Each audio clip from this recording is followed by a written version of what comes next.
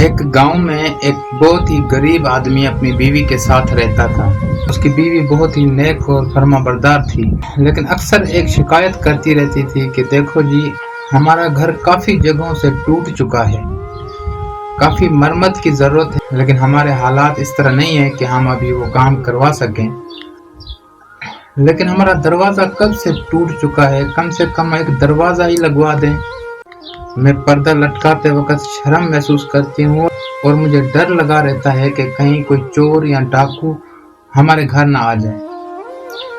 تو شوہر نے جیسے تیسے کر کے ایک دروازہ لگوا دیا۔ کچھ عرصے بعد شوہر کا انتقال ہو گیا۔ شوہر کے انتقال کے کچھ عرصے بعد ایک چور دیوار پھلانگ کر اندر آ گیا۔ وہ عورت ڈر کے مارے چیخنا چلانا شروع کر دیا۔ لوگ اکٹھے ہو گئے۔ جب اس چور کے چہرے سے نقاب اتارا گیا تو پتہ چلا کہ وہ پڑوسی تھا۔ اس دن اس عورت کو احساس ہوا کہ چور کے لیے رکاوٹ دروازہ نہیں بلکہ شوہر ہوتا ہے۔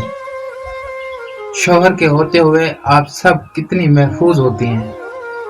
اللہ پاک سب کے شوہر کو میرے سمیت سلامت رکھے۔ میں نے ایک محفل میں اپنی بند مٹھی سب کے سامنے کی اور ان کو بتایا کہ یار میری اس مٹھی میں کیا ہے۔ تو کچھ لوگوں نے کہا کہ آپ کی مٹھی میں ہیرے جواہرات ہوں گے، کسی نے کہا کہ آپ کی مٹھی میں سونا ہے، پھر کسی نے کہا کہ اگر آپ کی مٹھی میں ہیرے جواہرات یا سونا نہیں ہے تو چاندی یا کوئی قیمتی چیز ہوگی۔ پھر اس درویش نے اپنی مٹھی کھولی تو اس میں چند کنکریاں اور پتھر تھے۔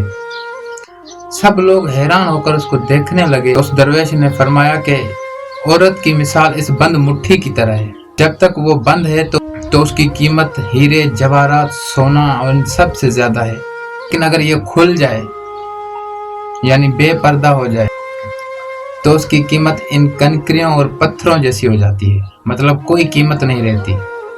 اب یہ آپ پر رہتا ہے کہ آپ با پردہ رہتی ہیں یا بے پردہ رہتی ہیں۔